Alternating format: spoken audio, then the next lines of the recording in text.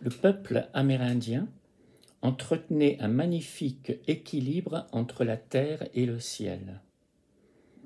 Le ciel père et la terre mère étaient révérés et respectés dans un même élan sacré du cœur, dans une même perception intime d'unité, de résonance secrète et concrète.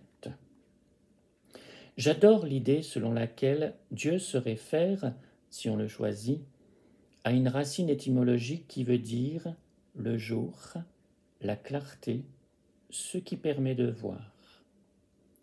Parce qu'en disant cela, je place l'abîme de mon incompréhension dans la lumière du mystère absolu de Dieu. Lui en lequel et par lequel je perçois avoir la vie, le mouvement et l'être. Lui, le rien dont tout dépend. Le vide d'une présence pleine. Lui, en qui tout jaillit et prend forme.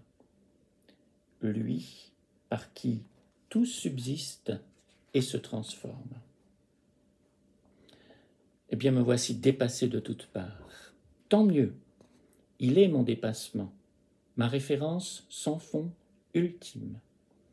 Mon contexte hors cadre, magique, la possibilité de toute expression de ma liberté étoilée et de ma créativité aventureuse. Il n'est pas contournable. S'il est tout ce qui est, cela veut dire qu'il joue à cache-cache avec nous. S'il semble se retirer, ce ne peut être que pour réapparaître en d'autres épiphanies de lui-même.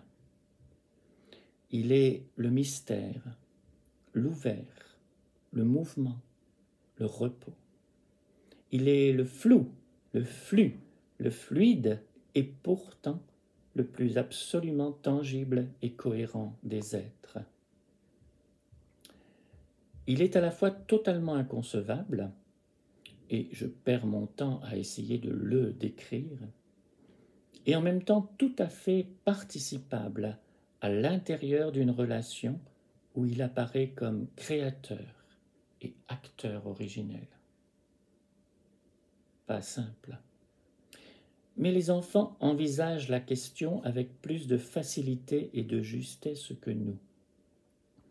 Un enfant dirait par exemple que Dieu est contactable dans le cœur. Jade, l'héroïne du livre de François Caragnon, comprend que Dieu est là où il y a de l'eau qui court, là où la vie n'est resserrée dans aucun concept étouffant, et que, dans une relation fluide au vivant et à Dieu, tout coule de source.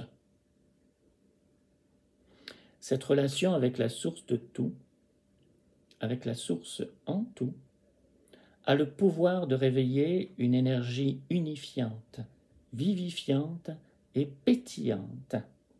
La seule énergie qui subsiste quand tombe tout le bruit, la fureur, le doute et la peur de mon mental d'interposition, l'amour.